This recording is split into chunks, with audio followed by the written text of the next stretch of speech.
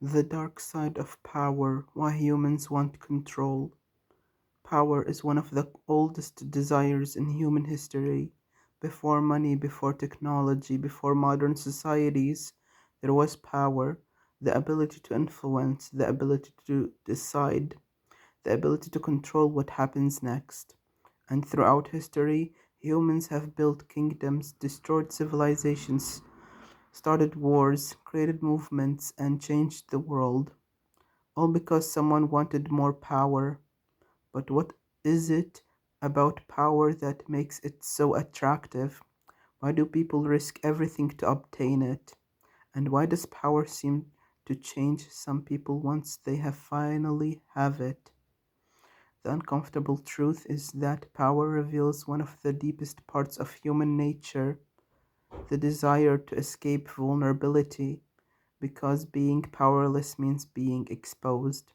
It means depending on others. It means uncertainty. And for many people, the idea of having no control is one of the most frightening feelings imaginable. Power creates the illusion of safety. If you have enough money, enough influence, enough status, or enough authority, you believe you can protect yourself from being hurt, rejected, or ignored. But the pursuit of power can become something much darker because power is rarely satisfied. The person who gains influence often wants more influence. The person who reaches the highest position often wants to protect that position. The person who controls one thing begins looking for the next thing to control. This is because power does not only change what you can do, it changes what you believe you deserve. When someone gains power, they can begin seeing their own desires as more important than the desires of others. Their opinions become facts, their decisions become justified, their actions become necessary, and this is where power becomes dangerous. Not because power itself is evil, power is simply a tool. A person with power can protect people, create opportunities, and build something meaningful. But power can also expose the darker parts of someone's character. A person who lacks empathy can use power to exploit. A person driven by insecurity can use power to prove their superiority. A person controlled by ego can use power to demand worship instead of respect. The most dangerous people are not always those who want power, they are those who believe they are entitled to it. Throughout history, many leaders, organizations, and individuals have fallen into the same pattern. They begin with a goal, they convince themselves that their actions are necessary, they surround themselves with people who agree with them, they stop listening to criticism, and eventually they become trapped by their own image of themselves.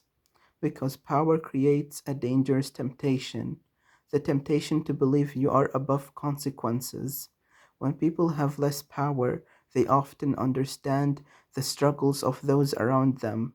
But when they gain status and privilege, it can become easier to disconnect from ordinary experiences. They may stop seeing people as individuals.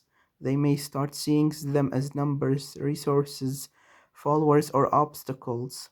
This is one of the darkest transformations power can create, the loss of human connection.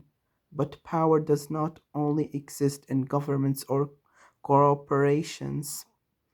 Power exists everywhere, in friendships, in families, in relationships, at work, on social media.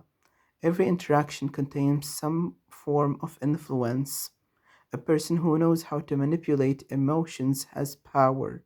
A person who controls information has power. A person who can make others fear losing them has power. And sometimes the smallest forms of power reveal the biggest truths about someone.